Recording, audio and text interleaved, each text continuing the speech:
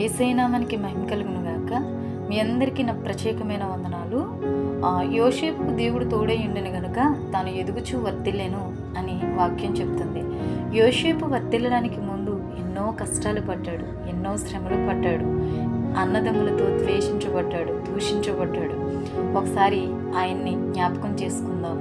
యోసేపు ఇక బ్రతకకూడదని సొంత అన్నదమ్ములే మోసగించి చంపాలనుకున్నారు. అలాగే ఆయన్ని అమ్మేద్దాం అని అన్నదమ్ములు అందరూ ఏకమై ఆయన నమ్మివేశారు, చంపితే ఏమొస్తుందని. అక్కడ నుండి పోతీఫర్ ఇంటికి బానిసగా చేరుకున్నాడు యోసేపు. బానిస అంటే అర్థం స్వేచ్ఛ లేనివాడు. తన యజమానుని ఎప్పుడు ఏం చెప్పినా చేయడానికి సిద్ధంగా ఉండాలి.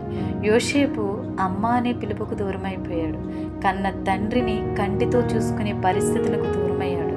మంచైనా చెడైనా అన్నదమ్ములతో పంచుకోవడానికి అవకాశం లేకుండా పోయింది.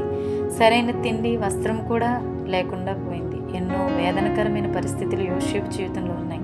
అయినప్పటికీ తన మిగిలిన 11 మంది అన్నదమ్ముల కంటే శ్రమ అనుభవిస్తున్న యోసేపుకు దేవుడు తోడై ఉన్నట్టు బైబిల్లో చదవచ్చు. యోసేపు ఎన్నో వరుస శోధనలు ఎదుర్కొన్నాడు. ఆ శోధనలన్నీ ఒక్కొక్క మెట్టుగా మారి ఒక దేశాన్ని పరిపాలించడానికి మెట్లయ్యాయి. కానీ పతనం అవ్వడానికి ఆ శ్రమలు కారణంగా లేవు.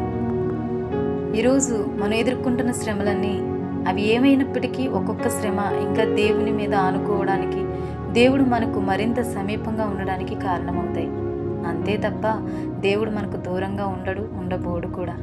మన జీవితం రకరకాలుగా శ్రమలు, ఇరుకులు, ఇబ్బందులు గుండా నడిపించబడుతూ ఒకదాని తర్వాత ఒకటి రోగాలు, కుటుంబ పరిస్థితులు, అప్పులు, భయాలతో తరమబడుతున్నప్పుడు దేవుడు మనకు తోడై ఉన్నాడని ధైర్యం కలిగి ఉండాలి. మన ప్రతికూలతలన్నిటినీ మనకి తోడై ఉన్న దేవుడు మార్చివేస్తాడు. మనం భయపడినంతసేపు పరిస్థితులు మనల్ని భయపెడుతూనే ఉంటాయి. కానీ వాటన్నిటినీ ప్రార్థన ద్వారా ఎదిరించగలిగితే దేవుని కృప మనం పొందుకోగలుగుతాం. భయం అనేది మనల్ని మట్టిలో కలిపిస్తుంది, ధైర్యం అనేది మనల్ని ముందుకు నడిపిస్తుంది. అలాగే పరీక్ష లేని చదువుకు విలువ ఉండదండి. శ్రమ లేని క్రైస్తవ్యానికి కూడా విలువ ఉండదు. క్రైస్తవుడు ఎదుర్కొంటున్న ప్రతి సమస్య భవిష్యత్తులో నిన్ను గొప్ప సాక్షిగా నిలబెట్టడానికి మాత్రమే. అవి నీ అనుభవాలుగా అనేకులకు నిన్ను మాదిరిగా చేయడానికి